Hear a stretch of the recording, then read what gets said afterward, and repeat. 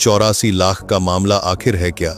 कहीं यह सिर्फ एक काल्पनिक संख्या तो नहीं, या फिर इसके पीछे कोई ऐसा गहरा सच छुपा है जिसे समझना हर इंसान के लिए जरूरी है? इस वीडियो में हम 5 विषयों पर बात करेंगे। 84 लाख योनियों का मतलब, 84 लाख योनियों का वर्गीकरण, कर्म का सिद्धांत, जन्म, मृत्यु और उसके आगे आत्मा का सफर और इंसान के जन्म का अनमोल रहस्य।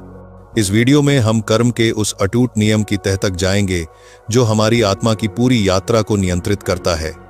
हम शास्त्रों के पन्ने पलटकर देखेंगे कि आखिर यह 84 लाख योनियां कौन सी हैं और हमारी आत्मा को इनमें क्यों भटकना पड़ता है। और सबसे महत्वपूर्ण बात, इस इंसानी जन्म में आखिर ऐसा क्या खास है जो स्वर्ग के देवताओं को भी नसीब नहीं होता?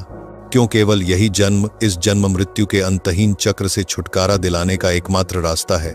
मेरे साथ पूरे वीडियो तक बने रहिए, क्योंकि आज जो कुछ आप सुनेंगे वह शायद जिंदगी को देखने का आपका नजरिया हमेशा हमेशा के लिए बदल दे।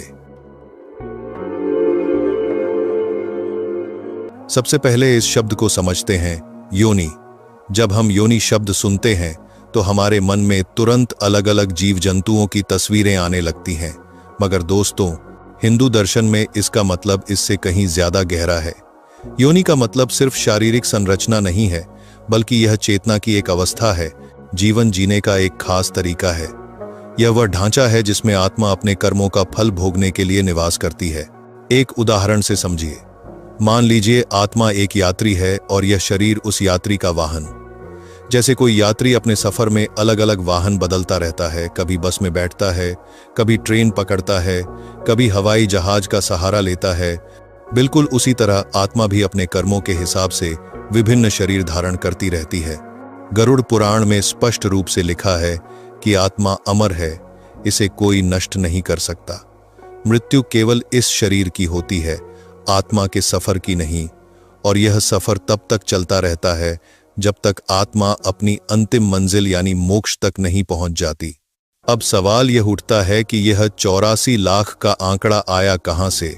देखिए, यह कोई हवाई बात नहीं है। इसका स्पष्ट उल्लेख हमें पद्म पुराण जैसे प्राचीन ग्रंथों में मिलता है।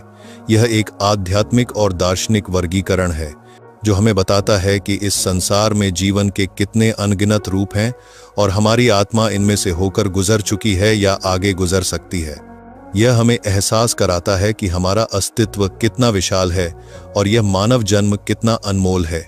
इसे ठीक से समझने के लिए आइए इसके विभाजन को देखते हैं जो आपको चौंका देगा।